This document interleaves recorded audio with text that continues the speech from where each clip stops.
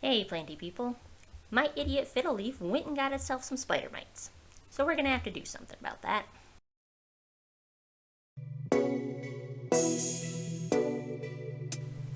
We're gonna start by giving it a shower, because if you can straight up remove the pest, that's fewer left to reproduce during treatment. Plus, I'm bad at dusting leaves, so this lets my spray get to the plant and not just soak into the dust layer. With my smaller plants, I usually do this in the actual bathtub or the kitchen sink, but this one's kind of a beast, so I had to drag it out on the porch, which was a battle in and of itself. After the shower, we're going to give it a good shake, again to physically remove the mites and to help it dry faster so the pesticide isn't diluted when you spray it on.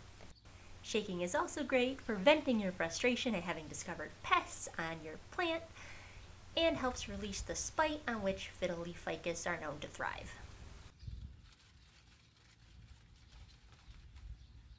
Okay, so really this should be the first step, assessing the leaf damage and removing any that are beyond saving, because less foliage means less pesticide to apply and fewer places for the stupid things to actually hide out in the first place.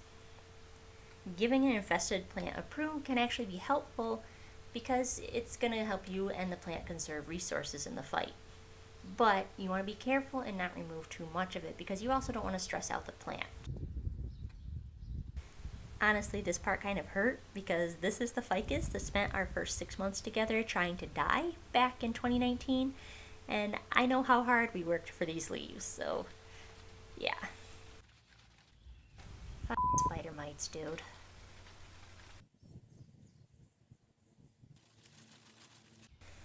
Actually, as far as infestations go, spider mites are one of the better ones to have, in my opinion. I'm taking mine on with Captain Jack's dead bug, but there's a lot that will work on these guys, even just dish soap and rubbing alcohol. The important thing is consistency. You have to keep up on regular treatment or it'll be more drawn out than it needs to be and your plant is going to suffer. I'm going to do this every week for 7 weeks, which should be enough to take out anything that was missed in the first few sprays. The eggs take about 5 days to hatch, and the typical lifespan from egg to through adulthood is about 3 to 6 weeks. So for 7 weeks of treatment, I should be able to hit everything, even if it's an egg right now. After that, if I'm still seeing them, I'll switch tactics. But the important thing is that whatever you're using, you absolutely saturate your plant so that you are getting every teeny tiny cranny you possibly can. This right here though, don't do this. Just like there's a lot of things that will work to take out spider mites, there's a lot of things that will encourage them to reproduce too. Turns out, imidacloprid, the active ingredient in these systemic granules, is basically fertility drugs for spider mites. Permethrin and carbo, which is the active ingredient in 7 too, yeah.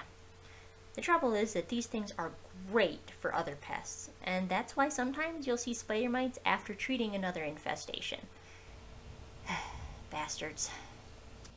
So, won't be doing that part again, but otherwise, back at it again next week. I'll let you know how it goes. Bye, planty people. Screw spider mites, man.